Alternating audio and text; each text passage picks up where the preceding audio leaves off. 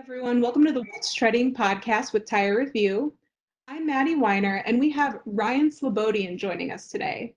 Ryan is an executive vice president of Snap Finance, a consumer financing company that services the tire and automotive space.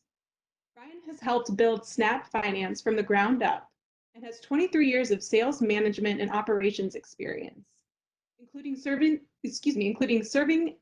as the Director of Game Operations for the Utah Jazz. Ryan, thanks for being here and welcome to the show. Hey, my pleasure, Maddie. I'm really excited to join you today. Breaks up some of the monotony of sitting here by myself in my office, so it's nice to have someone to talk to. In fairness, yeah, I apologize. My wife is, in her new role as school teacher, is teaching in the house. So if you hear some yelling from the other rooms, you'll know where that's coming from because it's been a lot of stress on her. No, all good. I completely understand. So, for those in the audience who don't know, can you briefly explain how Snap Finance works with tire dealers and auto repair shops? Sure, definitely. Love to. Tire dealers and auto repair shops are really a big part of our business. And what we do is we're a lending option for credit challenged consumers. So people who come in who've had some bumps in their credit history, whatever that may look like, and may not qualify for your traditional finance option, whether that's car care or whatever it may be, city or whatever those options are. There's a lot of people who don't qualify, and traditionally, if they haven't had cash, they haven't been able to really transact in the shop. And we come and provide a solution that allows those people to potentially get approved and get what they need, not having to leave the shop. Got it. Okay. And so I know right now, with the coronavirus, businesses have responded in different ways to service their customers. Can you kind of share how Snap Finance, your company has responded to the coronavirus outbreak in terms of, changes in doing business or working with customers? Yeah, we really, we talk about the different stakeholders in the business, and there's really, the customer, the credit challenge individual. We want to make sure we're taking care of them. There's also our merchant partners, as we call them, who are our retail partners, so the tire shops, the repair shops. Then finally, also our team members in the Snap offices. And so, in a variety of different ways, we look at how we are make sure we're engaging with all those different groups. So first, we'll talk about the customers, and what are we doing for them.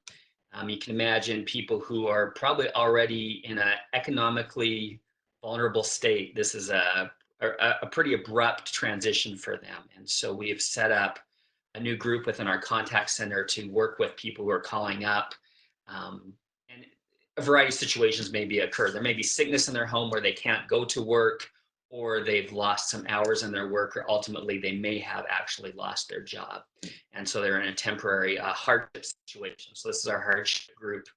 And we're working with them in a variety of ways. But the most important thing we know when people call in, first try to understand them and be empathetic to their situation. So we do a lot of work on empathy within our team so that they're understanding of the people on the other end of the phone and what's going on in their life. And then try to come up with some type of solution. We always talked about treating our customers with trust, respect, and dignity. And we continue to try to extend that in the current situations that we're facing right now. So that's what we're doing for our customers. As for our merchant partners, same thing.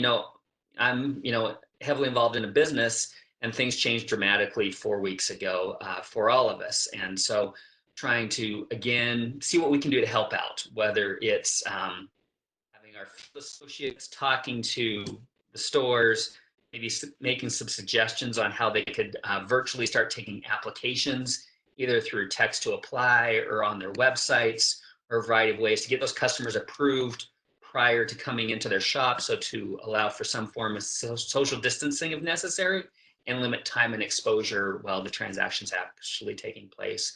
We also have a resource where we partnered with a SBA lender. And so if you go to our website, you can find that resource. I'm sure most people have probably applied at this point, but I hear a variety of different experiences people have had, frankly, with the overwhelming demand for those PPP loans. So there's a resource there where you could apply through our partner, and maybe it may be faster than your local bank, although we would suggest people start with their local bank if they have a relationship there.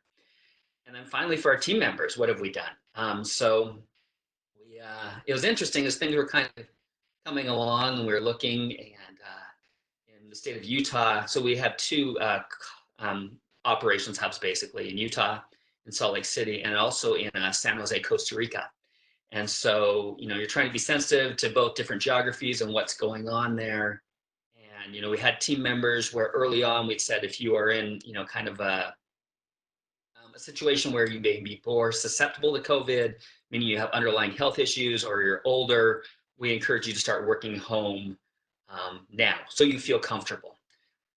And then when it was Friday the 13th, when things really seemed to heat up during that week, we then made a decision when they closed the schools here in Utah to allow all of our team members to work from home, which is kind of easier on the management or leadership side of things. But then when you look at contact center agents and are they able to, do they have bandwidth in their home to support the application? So we allowed everybody to take their desktops home and set up in their homes. And so they're taking calls. So our business continuity has been fantastic in Salt Lake and Costa Rica. And so we've been very happy with that. And the feedback from our team members has been significant. One, that we appreciate and protect their health. The second, and probably the bigger thing, is their kids are no longer at school and they needed to be able to be there for their kids and provide some type of resource and help for their learning and also just, make sure they had somewhere to go. So those are the stakeholders we really think about in this process. And, even though it's been a trying time, there's been a good opportunity to kind of build stronger relationships going forward as well. No, that's great. It sounds like you guys are taking care of everyone at all the different levels, all of your stakeholders. So very great to see. I think it's safe to say with this coronavirus pandemic, it's pretty much changed how businesses operate. How do you think the economic effects from the coronavirus will change the consumer finance landscape? I know you mentioned, consumers right now are in kind of a tough time maybe with their finances. How do you think this will pan out in the long run, and how it's, folding out right now?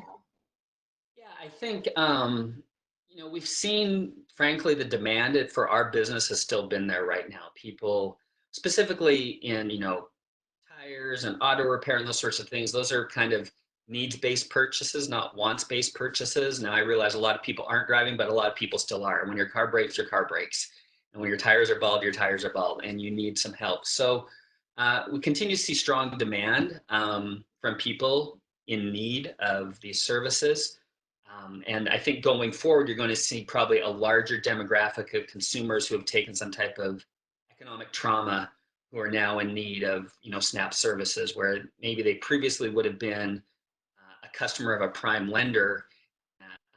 Maybe they've done some damage to their credit score, and that's where SNAP comes in to really help people during that time while they're waiting for their credit score to recover and get back up on planes. So I think there's going to be a lot of folks who need some help, and we will be there to help them in a variety of ways, like we have been for the past number of years. Right. And for tire dealers that are, interacting with these customers and servicing, these types of customers, what would be your advice in order to prepare for, more customers who may need that financial help? Yeah, it's so you want to obviously have a solution like Snap in your portfolio of services for your customers is first and foremost. And we've seen a dramatic increase in calls from tire shops and people who are kind of on the fence previously. And there's probably never been, or there never hopefully will be, a greater crisis time than there is right now. And so if you look at the options of where that customer can go relative to tertiary lending, either they can come into your shop and they can use Snap, and a company that's going to treat their customers well, and or they're going to have to go down the road to maybe another place that has much higher interest rates than a tertiary lender may have. So putting yourself in the mindset of that consumer and educating yourself to what their options are to be able to transact and keep their vehicle on the road are very important in getting this type of product within your store. So that's kind of how we see the landscape shaping up, and we think over time a lot of these customers will be able to continue getting to work or whatever they may need, and then eventually may be able to get their credit scores back into a spot where they'll be able to qualify for prime financing. Okay, got it. If you wouldn't mind, could we go back to what you said towards the beginning about how you guys are taking care of customers right now? You were saying how you're trying to be empathetic with some people that may not be able to make payments. Can you kind of explain that more of maybe give examples of some specific things that the company is doing to help customers right now and that it's passing down through its retail partners?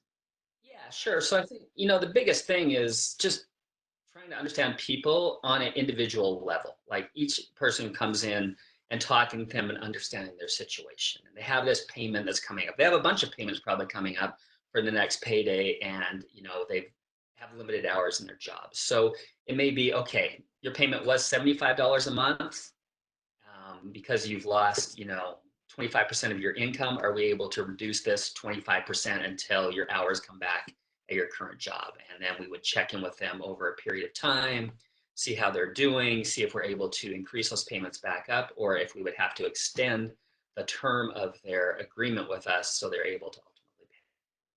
So that'd be an example. Okay, got it. Okay, interesting. So throughout this pandemic and afterwards, as the economy looks to rebuild, how do you see consumer finance and tertiary lending playing a role in economic recovery, at least in North America, after once things get back to normal, whenever that may be? Yeah, no, thank you. I think, yeah, it continues to be a way. So if you're looking at from a dealer perspective, right? They've got someone in their store. They've also gone through, a severe downturn, and the customer traffic is returning, but the customer traffic that's returning is different from a credit profile, right? Their credit is more damaged. So those customers are coming in. They probably dealt with your store for 5 or 7, 10 years because we know customers are very loyal to people they trust. So they're in your store, but all of a sudden they don't qualify for the traditional finance they qualified for previously.